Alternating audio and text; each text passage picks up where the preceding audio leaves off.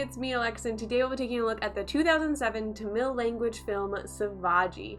This film is directed by Shankar, who of course also directed the Entharan film, which is very big and is on my watch list. I'll hopefully be getting to that soon.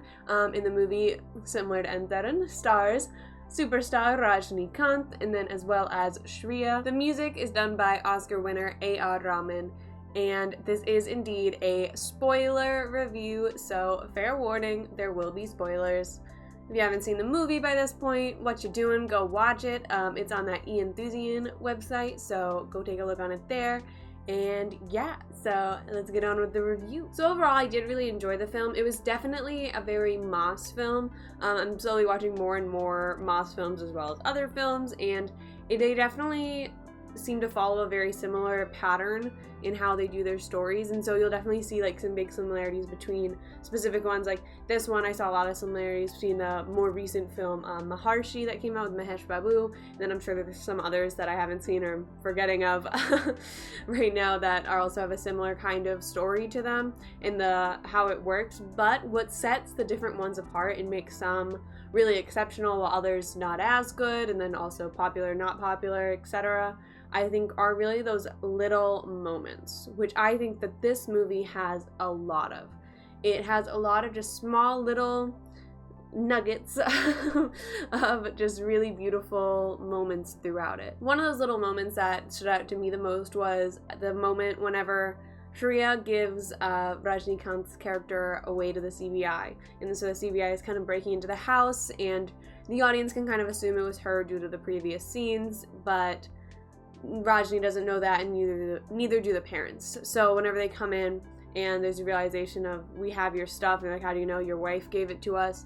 And then the expressions of realization that go across the room and the look on Shreya's face, it all is just so emotional and well done. And then of course the parents are getting mad at her, but Rajni kind of steps up and he's like, no, this is not her fault. And he has that really great moment where he like stands powerful and is like, she did what she felt was right, and that's important, and like stood up for her. And I thought that that was just a really nice, sweet moment that I really enjoyed watching. I also really liked how they started off the movie. I thought they did a great job of establishing his character right away with those kind of like testimonials from different people showing how the more poor and impoverished people and like daily average people really loved Rajni and were like all praising him for all the wonderful things he done, while the rich and powerful people did not like him.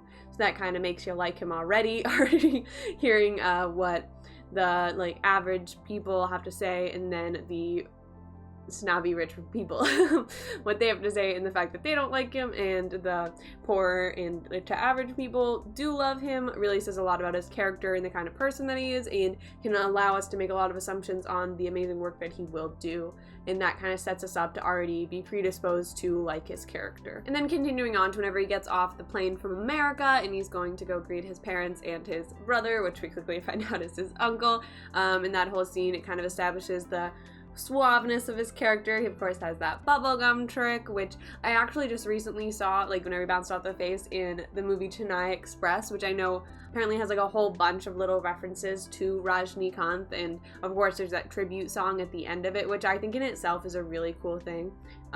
Just having that moment to like pay that much respect to another actor is just really beautiful. They have that kind of love and respect for each other, because of course Rajinikanth is incredibly talented, but Shah Rukh Khan is also extremely talented and well known, so the fact that they have, I assume, a mutual respect between them, but being able to just show that is really sweet. And then utilizing some of his cooler moments to create fun, relatable moments that people remember and like notice is really cute that they're able to do that in the Chennai Express movie. And then of course back to Sivaji.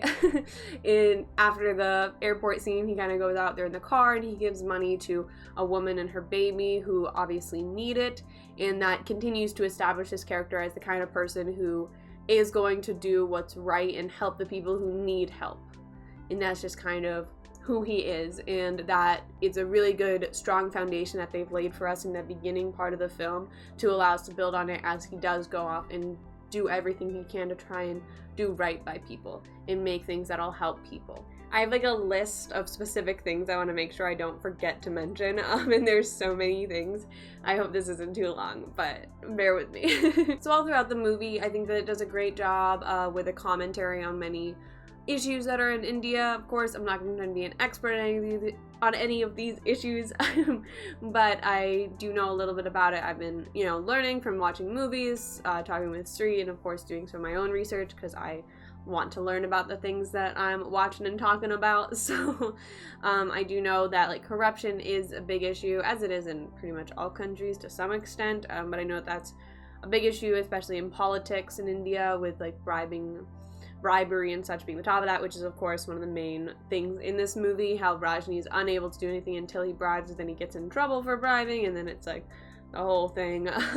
So it's a good commentary on that and how the system is not necessarily working. I'm sure it's hopefully improved since 2007, and of course this is a more extreme dramatization of what is actually happening, because that's what movies are for. But it's just interesting to see some of the real issues that are happening, and especially with poverty and such, that they also talk about in bringing those into a movie and really discussing them and just talking about them in a interesting way that I think was really productive. And then of course they have a few smaller things, like whenever Rajini's character is trying to get Shreya to accept his love and marry him, and the uncle says, yeah, he's gonna kill himself if you don't, and so they try and pull off the little train stunt, and it's supposed to not be a real suicide attempt because he does not want to die, but then of course his foot gets stuck and it becomes more dramatic. So it's a good kind of thing to, Rajni says, no, that's stupid, kind of right away, but he's like, nope, gotta back up my uncle, he just said it, and he like kind of, the uncle goes hard on it, and he's ready, he like fully elaborates, and so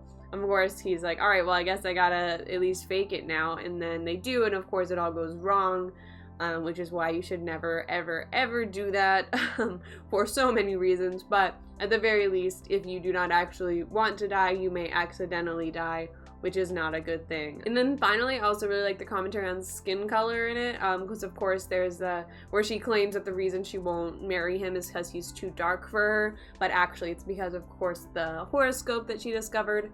But I thought that the following sequence where Rajni is continually trying to make himself lighter, but then ends up kind of giving up and just using makeup and then tricking her into saying what the actual issue is.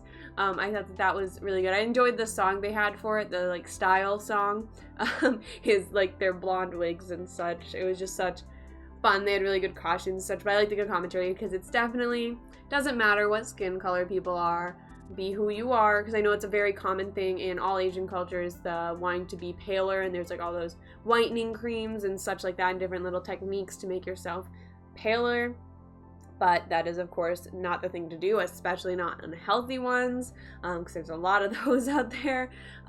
So I like that they kind of commented on that and just made a point of bringing it around of, good, I'm still really dark and that's acceptable, and not only acceptable but better and what I should be, because she said, no, I like your dark skin and such. So I enjoy that they put that in and kind of flipped it around and made a commentary about the fact that he is beautiful exactly the way that he is. I want to talk a little bit more about the songs, because I just started talking a bit about style. All of the songs in this, there are 5 total of like the main songs. There's a few background tracks and such, of course, but the 5 main songs, I really enjoyed all of them. There's different, the costuming and makeup and then the sets of some of them were so spectacular. The first one, I remember the Ballet Laka song, that one I really loved, all the body paint, like the tiger and then the pots and then all of the Rajinikanth's face, because I just imagine like so you're standing there dancing and you're just surrounded by people that have your face painted on their bodies. Like, how surreal. Like, that would be so wild. I feel like that'd have to be a big, like, wow, I'm pretty famous, huh? That would just have to be, like, so surreal, I feel like, to be looking around and just seeing your face across everyone's stomachs. Like, that's wild. But I thought it was really fun, and they did this spectacular job with it. The paintwork was really phenomenal. And especially with those tigers, I mean, it was just crazy. They looked incredible. And the whole dance number, I thought it was a really nice song. It was a very traditional one with a nice dance beat, which is exactly what Rajinikanth's character asked for leading into it. Then of course, the 3rd and 5th song, Vaji Vaji and Sahana, they both had incredible sets. Like the Vaji Vaji one with the pool and the huge like coliseum, and then the Sahana one, sorry, I don't have the song names memorized, so I keep glancing at them. The Sahana song that one, the like exterior shot of like the whole glass thing that they created, that's insane. It was so beautiful. And then all the shots inside, of course, were also gorgeous. And I loved my favorite costumes, and it was in that Sahana song, her dresses. That silver one that she wears at the very beginning was so beautiful. I absolutely loved that. I mean, all of her dresses in these songs I want, but that one specifically, I was like, that is just beautiful. And she is gorgeous, Shreya.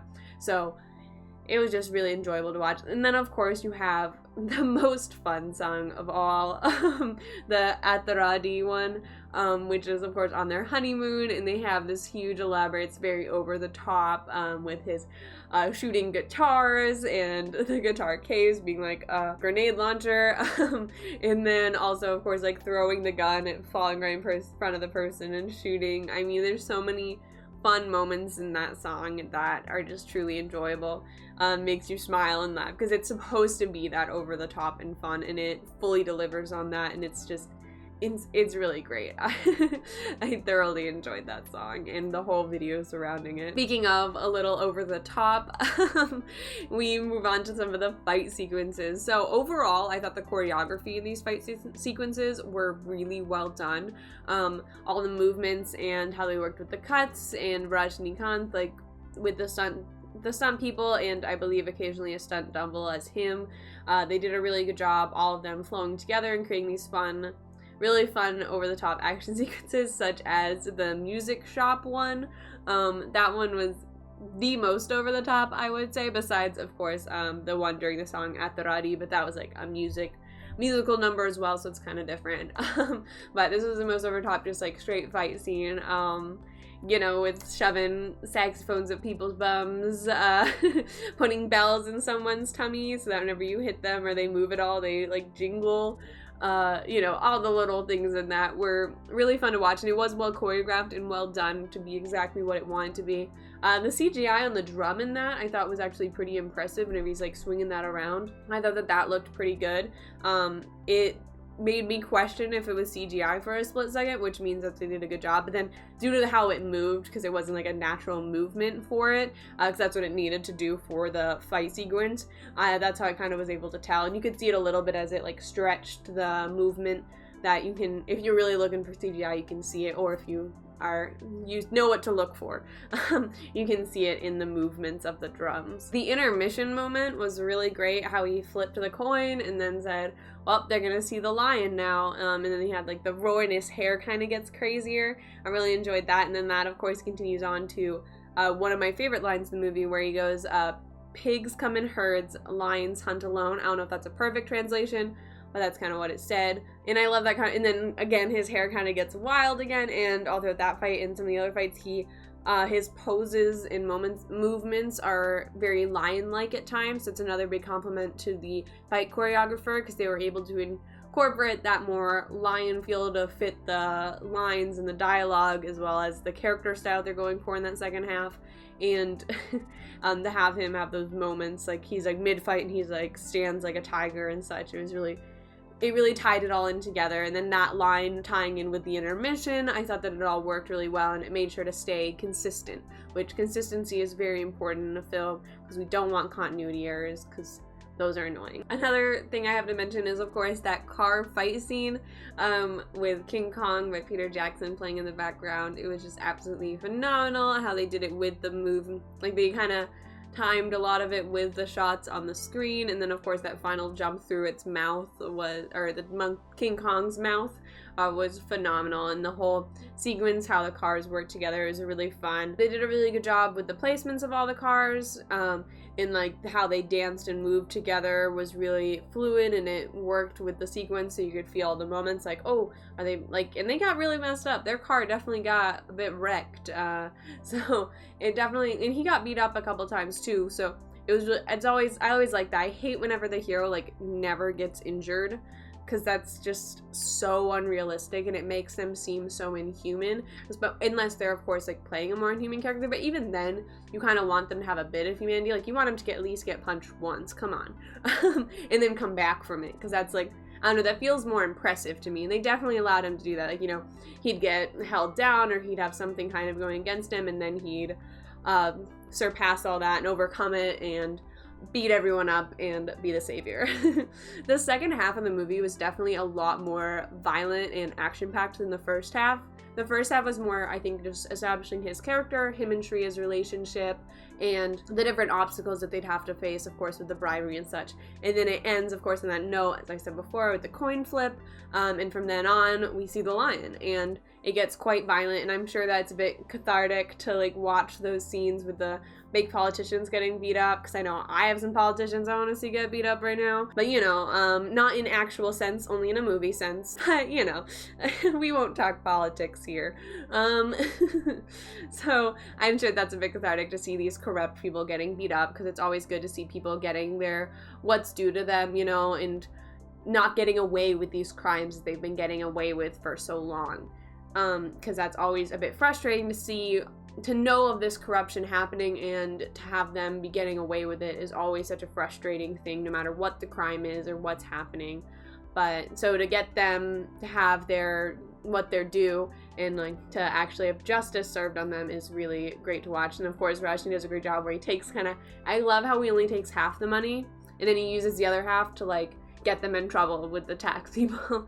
I think that was really smart, and I just really enjoyed that that's how he did it, because at first I was wondering why he only took half. I kind of figured it'd be something to do with so that he could like still hold that over them, the fact that they still have illegal money, but I wasn't really positive. And then, so I really enjoyed how it did come around. And then, of course, how he dies in prison, which was really, like, intense. I knew he had to come back, and I figured it would be, like, the CPR and respirator, because we did have that moment in the first part where the young boy got electrocuted, similar to Rajni, and the doctor was able to bring him back, and then explained how it's CPR, and then you use the is it fibrillators or something like that? The shocky guys.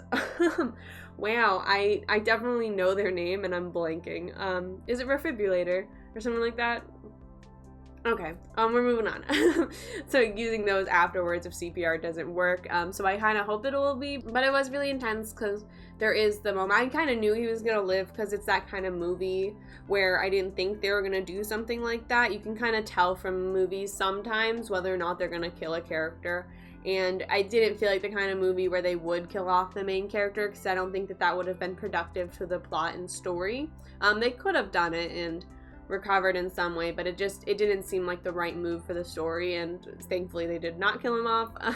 But then having him come back as Bald Boss, I loved that. It was so good. And then kind of the guy's like, that's definitely him, but there's no way to prove that because it's very like set in stone that he is a different guy, and there's a death certificate for Sivaji, so what are they gonna do? And then that, of course, we have Bald Boss, and it leads to the rooftop fight scene, the big final fight scene where money gets thrown everywhere, and all this, because it's in the roof, of course, of the school, and all the students are getting their tuition back. And I really thought that fight scene was done exceptionally well. There's a lot of green screen work, which is pretty obvious all throughout it. I mean, you can tell, like, whenever they're all jumped up in the air and such, it's pretty obvious green screen work, but I think that it all flowed together and the choreography was done really well, that it was still really enjoyable, and it's not like that, like, took away from it, because the things they were doing were kind of non-realistic in general, but really fun to watch, and that's the point of that fight scene. It's not to be the most realistic fight, but it's to be this really fun, over-the-top moment, and I think that they executed that really, really well. And then, of course, with the final moment of him lying on the ground and the students trampling over him, and then eventually being killed by the one kid who we've seen throughout this whole sequence, just trying to get back his tuition money. That's his goal. In the entirety of grabbing money, he just wants to get back the amount that he had given for tuition, and he is the final stomp that kills the main bad guy, who is played by Suman, the character of Adeshashan. That final moment of the thing that kills him is not Rajni, it's not him going to jail, it's nothing like that. It's one of his own students who simply wants their tuition back. And I thought that that was a really, really good message and a really good final kind of thing to end on. Of course, there's a little bit more after it. I had a few other like moments and dialogues that I really enjoyed and just want to talk about quickly. One being whenever they're changing before going into the temple to try and find him a bride, and of course they do find Shreya. But they're changing it so the car is rocking back and forth. So police officers are like, what are you guys doing? And then he's like, it's two men. And he goes, yeah, it's two men. What's the problem? I thought that was really cool dialogue, and it was very ahead of its time, that dialogue, because 2007, of course, was 13 years ago now, and we've definitely come a long way in that regard since then. And then also I really enjoyed the line with Adishashan where he's talking to Rajni after Rajni's lost everything, and he gives him the 1 rupee. And then before that, though, he says a line about you could be like a bus conductor. And of course, Rajinikanth was a bus driver before he became a celebrity, so that was a cool little, just like, slipped in little message for people who know his story are able to pick that up and go, nice. The whole movie had a really fun score. Like, even I've talked a lot about the songs, and all of them I really enjoyed because, of course, A.R. Rahman is incredibly talented, so no surprise that the songs were great. But then not only were the songs great, but the background music and scoring all throughout was really great and bombastic, and had him, you know, as the boss, and they kind of established that really well. And I think they had good moments with him coming out, like, to match it, and good sound design throughout as well, especially during his later fights where they have, like, the roars and such, because, of course, he's now the lion. So there's a lot of this, like, subtle things like that in the background that helped add to the overall aesthetic and the feel and the tone of the film that I think were really successful, and yeah, it all worked together quite well. So I also really love the end credits, how they have like what he did in the upcoming years, which of course had not even happened yet whenever this film was released, and just kind of continuing on the character and showing all he did, and of course ending with him turning himself in once he's eradicated all the black money and helped poverty in India, or at least in Tamil Nadu, in India, it was all of India. And so to have that kind of nice, and then ending with dreams should come true. I thought that was a really beautiful quote to end on. So while definitely this film did follow that Moss kind of overarching formula, very much so there's some parts of it that felt a little predictable, and you know, you really could just tell what predictable, I think is the best word for it, where you kind of knew it was going to go on and it felt familiar, but I think that there was enough little moments and little unique things about this film that allowed it to still rise and be a really great film, and that's why it was so successful in its time, and why I still enjoyed watching it today, 13 years later. It also aged really well. It's not, if it weren't for some of the costumes and some like quality in it, I would easily believe that it was made within the past 5 years, from story-wise and how like everything unfolds and how it's done. It definitely, I think the film aged extremely well and still works today. So yeah, overall I did really enjoy the movie. I'm trying to decide if it's one of my favorites or not. I don't think it is, but it's definitely a really good film that I enjoyed a lot. But I don't think it's quite hit that favorite movies list, you know? So yeah, I did really enjoy this movie. I think it had a lot of wonderful things going for it, as I've talked throughout this. It had a lot of really amazing things. I think the only real complaint with it, which does have to do with the overall film, is that base formula of being very Moss, and there's some moments that I felt were maybe a bit too over top for my style, but it fit the style of the film and it was what it wanted to be. So I still enjoyed it, and I still have a lot of appreciation for everything they did, but that's what kind of limits it from being one of my all-time favorite movies or anything like that. Alrighty, so I think that's all I have to say about the Sivaji film. Thank you all so much for watching. Please leave all of your thoughts down below in the comments, and if you enjoyed my thoughts, hit that like button and subscribe, and I hope that you all have an absolutely amazing day and are staying safe out there. Bye!